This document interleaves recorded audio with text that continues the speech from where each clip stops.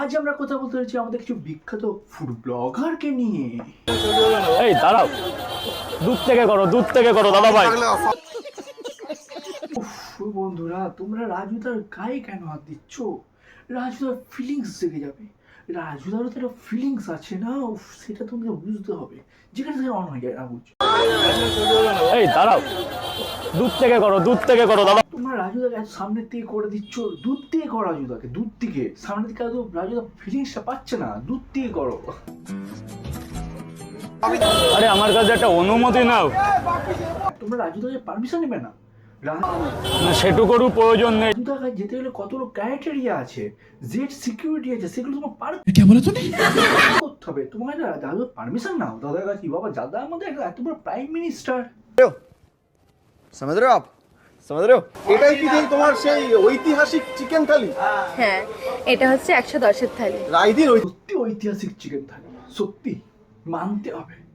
যে ভিডিও বানাচ্ছে চিকেনের, সেই ভাইরাল হয়ে যাচ্ছে। কি কি আছে? আমি সমস্ত ফুটবলারদেরকে রিকোয়েস্ট করছি, তোমরা যাও, ভাইরাল হবে। এই চিকেন থালির আলাদাই ডিমান্ড, আলাদাই। সেই পকড়ে হ্যাঁ। আচ্ছা দিদি, আমার একটা তোমার কাছে একটা কোশ্চেন। এই যে তোমার খরগোশের মতো দাঁতগুলো, এগুলো বানালে কি করে? মানে ইম্পোর্ট কোথা থেকে করলে? এত बोल कल सुबह पनवेल निकल। সুন্দর তোমার হাসি, তার মধ্যে এই খরগোশের মতো দুটো দাঁত। উফ, কি এটা ন্যাচারাল বিউটি, কোনো লাল ফাল না। আমার গালটাই পিঙ্ক পিঙ্ক। আমাদের দিদিদের ন্যাচারাল বিউটি, কোনো লাল পাল হয় না। হ্যাঁ, সে একটু আধটু কালো হতে পারে, সেটা নয়, কিন্তু লাল পাল হয় না ভাই।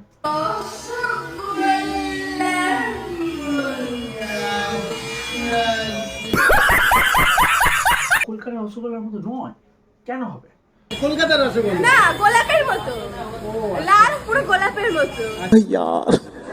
কলকাতার রসগোল্লার দাম হলো 10 টাকা, আর একটা গোলাপের দাম কোথায় 30 টাকা 40 টাকা। ডিমান্ড কোনটার বেশি? গোলাপের, ওই জন্য গোলাপ।